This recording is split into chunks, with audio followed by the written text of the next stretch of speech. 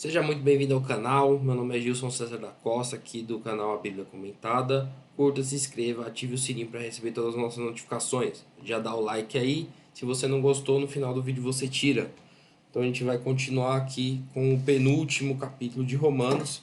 Então finalmente estamos chegando ao final, mas não menos importante. Apesar de não haver alguma doutrina específica aqui, a gente entende que esse capítulo é importante porque ele fecha, né? Dá conselhos gerais. É que basicamente ele falou todo Romanos, a carta de Romanos, ele falou sobre como os judeus eles oprimem e isso é errado e Deus que escolheu os gentios e acabou e pronto. E aqui ele vai ajustar um pouquinho, vai também dar o conselho para alguns gentios, explicando como é a jornada dele na igreja dos gentios, né, que são os não judeus. Então os gentios podem ser chamados de pagões também, pagãos, tal. Então a gente vai ver aqui. Então, ó, é Romanos 15. Nós que somos fortes devemos suportar as fraquezas dos fracos e não agradar a nós mesmos. Cada um de nós deve agradar o seu próximo para o bem dele, a fim de edificá-lo. Pois também Cristo não agradou a si próprio, mas como está escrito: os insultos daqueles que te insultam caíram sobre mim. Engraçado que ele falou, os insultos daqueles que te insultam no presente caíram, ou seja, no passado sobre mim. Então, mesmo que as pessoas continuem a insultar a Deus, os insultos dela já foram caídos por Cristo. Então, de alguma forma ali, a gente entende também, seria um outro vídeo, falando que a mensagem da cruz é atemporal e a própria crucificação, ela não depende ali de tempo, mas ela está fora desse tempo. Tá? Muito bem. Um ponto que a gente vê aqui é que um conselho que ele dá é para que as pessoas fortes suportem as fraquezas das pessoas fracas. E que a gente suporte isso sem ficar perturbando a cabeça deles, a fim de edificar essas pessoas que são fracas. E ele deu o exemplo de Cristo, em que, suportando a fraqueza de nós, ele conseguiu, por meio de suportar as nossas fraquezas, nos edificar. E aí ele fala aqui, ó: pois tudo o que foi escrito no passado foi escrito para nos ensinar, de forma que, por meio da perseverança e do bom ânimo procedentes da Escritura, mantenhamos a nossa esperança. Ou seja, as coisas que foram escritas na lei, elas venham para ensinar e para que a gente possa perseverar nas coisas tanto da lei como não da lei. Então, de alguma maneira, a lei, a força da lei, ela vem para nos dar força e vem para nos ensinar o caminho que a gente deve trilhar. Ele fala aqui, ó: o Deus que concede perseverança e ânimo, deles um espírito de unidade segundo Cristo Jesus, para que com um só coração e uma só voz vocês glorifiquem a Deus Pai de nosso Senhor Jesus Cristo. Portanto, assentem-se uns aos outros da forma que Cristo vos aceitou, a fim de que vocês glorifiquem a Deus. E aquele termina falando da mesma coisa de novo, para que as pessoas tolerem-se umas aos outros. E uma das causas, eu fiz até um vídeo sobre desigrejado, se você puder assistir, assista. Uma das causas que faz as pessoas saírem da igreja, que eu não tô nem levando ao mérito se está certo ou se está errado, mas uma das causas que faz as pessoas saírem da igreja é a intolerância. E a intolerância dos líderes com elas e a intolerância delas com os líderes, tá? Não só com os líderes, mas também com outros membros. Então, aqui é um conselho geral. Então, até quem não está na igreja mesmo, que se diz cristão e que se coloca a obedecer à palavra de Cristo, tem que entender que ele tem que ter tolerância com as pessoas que estão dentro da igreja. Então, a pessoa que está fora da igreja, ela cobra muito a tolerância da pessoa que está dentro da igreja, principalmente com ela. Mas a pessoa que está fora da igreja, ela não é muito tolerante com as pessoas que estão dentro da igreja.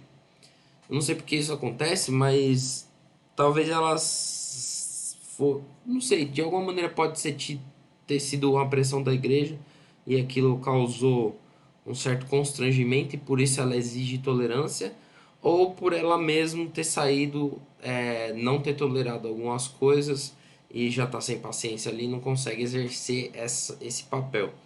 Mas independente disso, as pessoas que estão ou não dentro da igreja, elas precisam ser tolerantes umas com as outras, até mesmo para conseguir assumir coisas nos seus dia a dia. Então, no trabalho, ela precisa ser tolerante. Não é questão de ser só ou dentro da igreja ou não, mas a pessoa ela precisa de alguma maneira entender que a tolerância dela ela independe dela estar no ministério, estar na igreja. E a tolerância dessa pessoa não deve ser exercida só aonde ela quer, mas ela deve ser exercida de maneira geral e restrita. Por exemplo, no seu trabalho, se você é tolerante no seu trabalho, você tem que ser tolerante também na sua casa, na sua igreja. Porque senão você está pesando com dois pesos e duas medidas.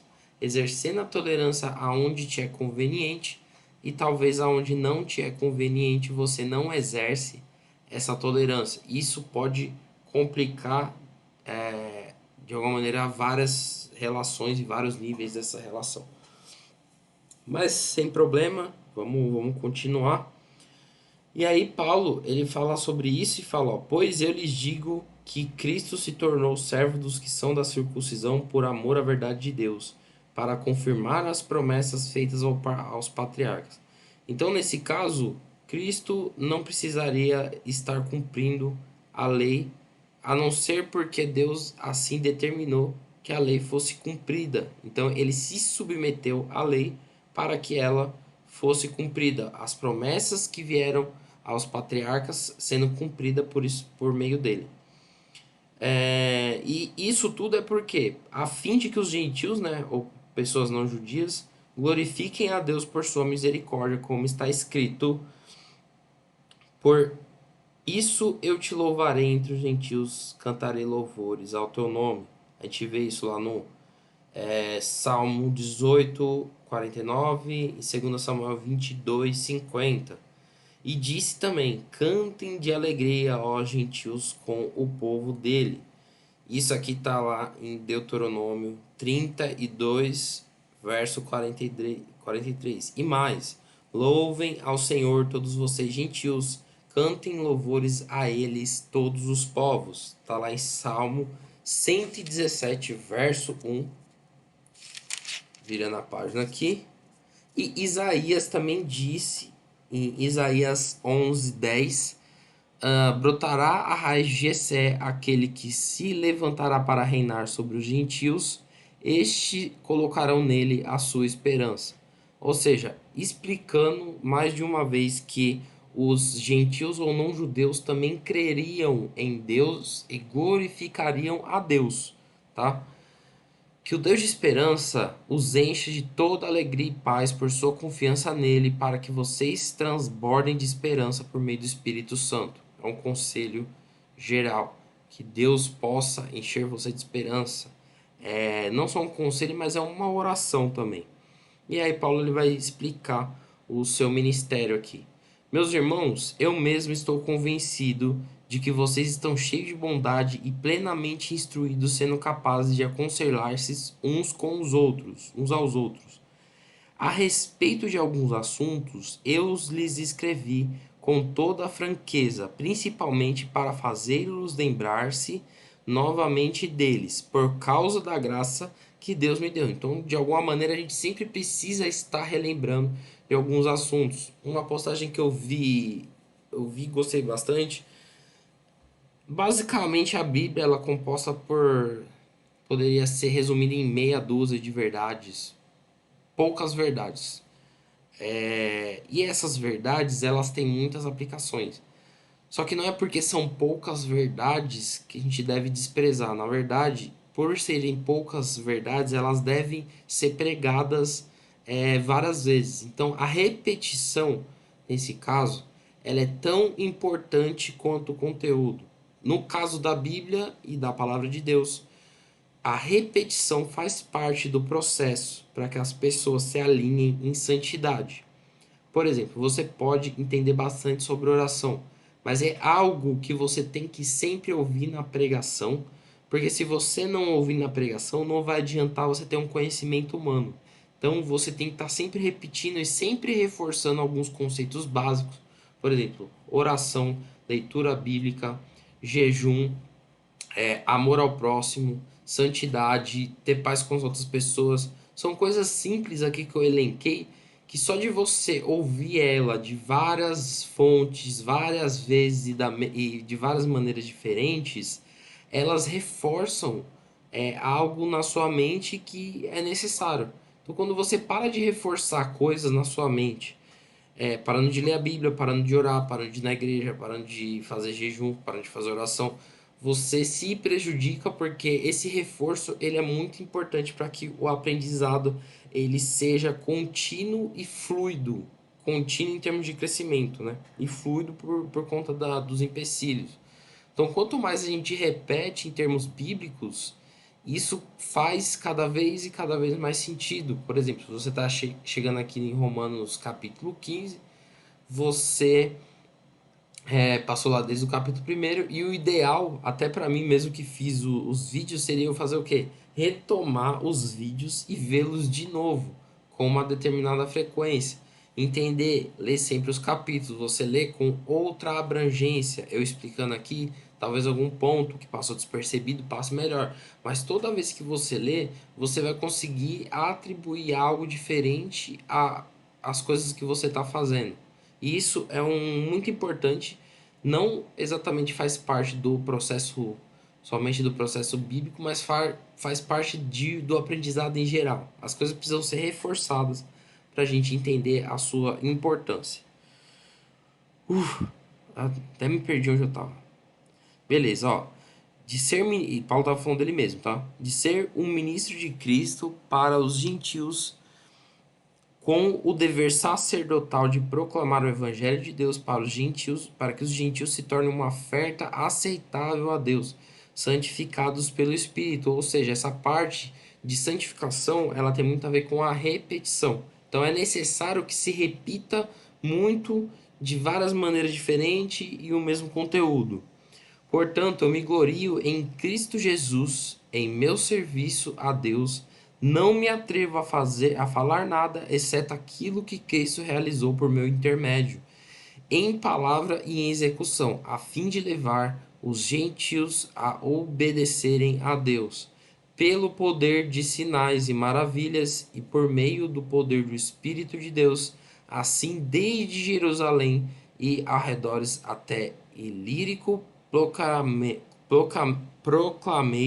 plenamente o Evangelho de Cristo. Então, Paulo falando aí sobre a sua jornada que ele percorreu e está novamente enviando cartas para essas igrejas para reforçar esse conhecimento. Sempre fiz questão de pregar o Evangelho de Cristo onde ainda não era conhecido, de forma a que não estivesse edificando sobre o alicerce de outro. Ou seja, basicamente o que ele está falando aqui ele não está pescando em aquário. Se a gente for considerar a pregação do evangelho como trazendo peixes do mar e levando para um tanque, um aquário, uma estrutura particular, a gente não deveria, pelo menos, ficar pescando o peixe do aquário dos outros, quando tem, na verdade, um grande mar. Então, quando algumas igrejas, alguns irmãos entram em conflito direto por conta de membros que já estavam alicerçados em outros ministérios, isso é muito prejudicial. Então, a gente não deve ficar pescando em aquário, mas nós devemos ir para o mar e lançar as redes, no sentido de o mundo lá fora tem bastante cristãos que eles devem ser arrebanhados ainda, apesar de não saberem. E eu vejo muitas denominações fazendo isso. Em termos de pegar pessoas assim meio que prontas e trazer para elas. E até algumas seitas, por exemplo, o Testemunho de Jeová é uma delas. O pessoal do Testemunho de Jeová, ele geralmente prega muito para quem já é crente. Isso é até engraçado, porque as pessoas da Testemunha de Jeová, na verdade, elas são vencidas pelos argumentos, né? E aqui foi o que Paulo falou que não fez. Ele não foi para essas pessoas com argumentos, ele foi com o poder de Deus. Somente isso. Inclusive em 1 Coríntios, que é a próximo capítulo, ele fala: Ó, não vou a vocês com sabedoria humana ou com nenhum tipo de argumento humano, mas eu vou a vocês com o poder de Deus. Claro que ele não está desprezando em termos da sabedoria humana ou a carga de conhecimento que isso pode trazer, mas ele está falando que a ferramenta de evangelização dele não é o conhecimento ou qualquer coisa, mas é o poder de Deus. Então, o evangelho por Paulo, ele era pregado por meio do poder de Deus, com sinais e maravilhas, que foi o que ele estava falando aqui. Ah,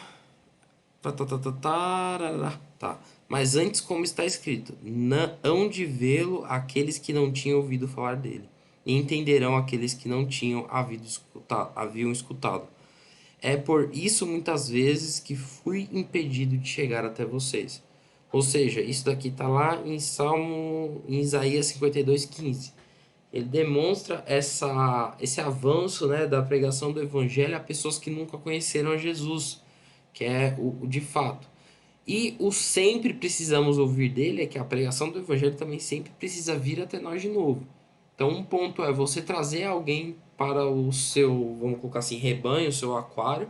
Outra coisa é você pregar o evangelho para outras pessoas e dentro do seu aquário você reforçar os fundamentos de Cristo. É esse o principal ponto que ele está falando aqui. Mas agora, não havendo nessas regiões nenhum lugar em que precisasse trabalhar, e visto que há muitos anos anseio vê-los, ou seja, ele está falando, ó, em todos esses lugares que eu passei, não preciso voltar em nenhum deles. E faz muitos anos que eu quero ver vocês. Planejo fazê-lo quando for à Espanha. Espero visitá-los de passagem e dar-lhes a oportunidade de me ajudar em minha viagem para cá, depois de ter desfrutado um pouco da companhia de vocês. Então ele está falando aqui basicamente, ó, eu vou aí para que vocês também possam me ajudar nas minhas próximas viagens. Ajudar como? Com dinheiro. É de fato isso que ele está falando. Paulo estava falando que esperava que a igreja juntasse uma certa quantidade de dinheiro para ajudar nas viagens. E ele não está nem pedindo financiamento de viagem completo. Porque Paulo a gente via que ele trabalhava no meio das pregações, mas ele está pedindo uma ajuda realmente ao povo de Deus, que não é errado. Ajuda quem pode, claro. E quem se esforça também. Mas beleza. Ó, agora, porém, estou de partida para Jerusalém a serviço dos santos. Quando ele fala aqui dos santos, principalmente nesse contexto, tem relação com a primeira igreja ali, a igreja dos apóstolos, o apóstolo Pedro, o apóstolo Tiago, o apóstolo João, tal. Pois a Macedônia e a Caia tiveram alegria em contribuir para os pobres dentre os santos de Jerusalém. Ou seja, dentro daquela igreja de Jerusalém haviam pessoas pobres e a igreja de Acaia e Macedônia enviou recursos por meio de Paulo para ajudar essas pessoas. Tiveram prazer nisso e de fato são devedores aos santos de Jerusalém. E aqui ele não está falando de devedores em termos espirituais, tá? Mas você vai entender aqui. Se os gentios Pois se os gentios participam das bênçãos espirituais dos judeus, devem também servir aos judeus com os seus bens materiais. E aqui eu não vejo nenhuma questão só de limitar aos judeus, mas toda pessoa que te ajuda em termos espirituais, ela deve ser também ajudada por você em termos materiais. Eu digo isso porque, tipo, tem um pastor na minha igreja e assim, tem coisa que ele precisa fazer que não tem como ele trabalhar. A não ser que seja no reino de Deus exclusivamente. Entendeu? Diversos enterros durante o dia. Tem que visitar pessoas no hospital. Tem que aconselhar casais. Tem que vir. Tem que, assim, é uma disponibilidade muito alta que ele precisa estar para o rebanho para que ele consiga ter um trabalho fixo e algo que exija dele uma dedicação de tempo, entendeu? Então, um modo de fazer isso justamente, eu não sei nem porque eu tô falando isso aqui, mas eu acho importante. Ah, a igreja, ela precisa ser sustentável. Então, é necessário que pelo menos uma família da igreja, de qualquer igreja que seja, pelo menos uma, esteja à disposição do ministério. Em questão de serviços essenciais e integrais. Ou seja, o que eu estou falando é o seguinte: é necessário que a igreja tenha uma família que trabalhe a serviço da igreja. Se essa família por diversos motivos que eu já falei aqui. Então, eu já falei de enterro, aconselhamento, disponibilidade de tempo, uma série de questões. Então, é necessário que exista. A gente pode até debater, eu debato isso com qualquer pessoa. Qualquer pessoa. É necessário que exista uma família, pelo menos na igreja, que esteja dedicada a servir a igreja. Pode ter mais? Sim, dependendo do volume e quantidade de pessoas dessa igreja. Eu tô falando de coisas que são necessárias, quase que é uma obrigação. É muito ruim você ter uma igreja em que o pastor trabalha, tá? Eu digo assim, em termos espirituais. E por que isso daí? Eu não sou pastor, eu trabalho e eu não sinto de maneira nenhuma triste em dizimar e saber que eu estou sustentando a família pastoral. Porque sempre quando eu precisei, a família pastoral ela veio e me serviu, entendeu? Ela disponibilizou o seu tempo para mim. Coisas que, assim, poderiam significar fim do meu casamento, uma besteira que eu iria fazer, qualquer tipo de coisa relacionada a isso. Então, eu assim, já vi casos muito extremos assim de pastores que impediram pessoas de se matar. Só isso já vale essa pessoa ser sustentada. Então, só a disponibilidade de tempo dessa pessoa já vale ela ser sustentada pela igreja, tá? Ah, inclusive tem alguns canais no YouTube que eu que não tem nada a ver com igreja, tá? São coisas diferentes. Por exemplo, um canal de artes marciais. O cara, ele é totalmente dedicado a só fazer isso. Ele poderia ser um cara de arte marcial dedicado também a trabalhar? Sim, só que quão inferior seria a qualidade e o treino marcial dele se esse cara ele trabalhasse em outro lugar e levasse aquilo como um hobby. Então, assim, o evangelho, de alguma maneira, a gente não pode levar como um hobby. Pelo menos não em termos estruturais de igreja. Entendeu? Eu tô falando o seguinte, que pode existir vários pastores que trabalham na igreja. Isso não tem problema. Mas pelo menos uma família pastoral, e geralmente é assim que eu vejo ela nascendo, ela precisa não trabalhar e ser sustentada pela igreja. Esse é o ponto. Aluguel de igreja e coisa é outro ponto. Que de alguma maneira é necessário também, mas deixa isso para outra discussão. Mas é necessário que pelo menos alguma família ela esteja disponível ministerialmente falando à disposição da igreja para trabalhar, a depender da quantidade de membros. Quanto maior a igreja, mais isso é necessário. Por exemplo, talvez se a igreja nascesse ali com 5, 6, 10 pessoas, o pastor ele conseguisse dar conta dessa igreja trabalhando. Mas à medida que essa igreja aumenta e o número de membros vai para 30, 40, 50, entendeu? Já fica muito complicado. Se for uma igreja de 100 membros, então, não tem como o pastor trabalhar. É extremamente complicado. E isso, todas as pessoas com consciência, elas deveriam entender. E deveriam, no mínimo, ofertar e dizimar, entendendo que o ministério, ele precisa continuar. E uma maneira dele continuar não é só sugando o tempo da pessoa que está ali na frente, mas é colocando ela à frente desse trabalho. Esse é o meu principal ponto e é o que Paulo está falando aqui. Ele está falando aqui exatamente isso. Ó, que as pessoas na hora de ajudar, aí eu vou voltar aqui na questão, ó, tiveram prazer nisso e de fato são devedores aos santos de Jerusalém, pois se os gentios participaram das bênçãos espirituais dos judeus, devem também servir aos judeus com seus bens materiais. Então aqui eu não restringi aos judeus e até aumentei. Estou falando a questão do sacerdote. A questão sacerdotal é importante para ter uma igreja saudável. Alguém que trabalha exclusivamente no ministério. Assim, pois, depois de completar essa tarefa e de ter certeza que eles receberam esse fruto, irei à Espanha e visitarei vocês de passagem. Ou seja, vai primeiro para Jerusalém, manda aquela oferta, depois ele vai para a Espanha, visita Roma, a igreja de Roma de passagem, recolhe essas ofertas para ajudar ele também em questão missionária, e aí faz esse tipo de coisa, tá? Sei que quando for visitá-los terei a plenitude da bênção de Cristo. Recomendo-lhes, irmãos, por nosso Senhor Jesus Cristo e pelo amor do Espírito, que se unam a mim em minha luta, orando a Deus em meu favor. Ele está pedindo para as pessoas intercederem para ele, por ele.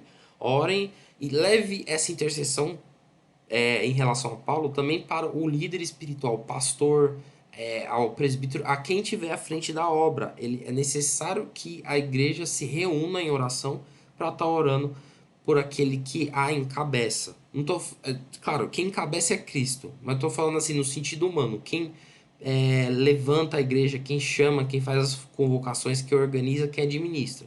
Estou falando em relação à fé, estou falando em relação à unidade administrativa da igreja, tá?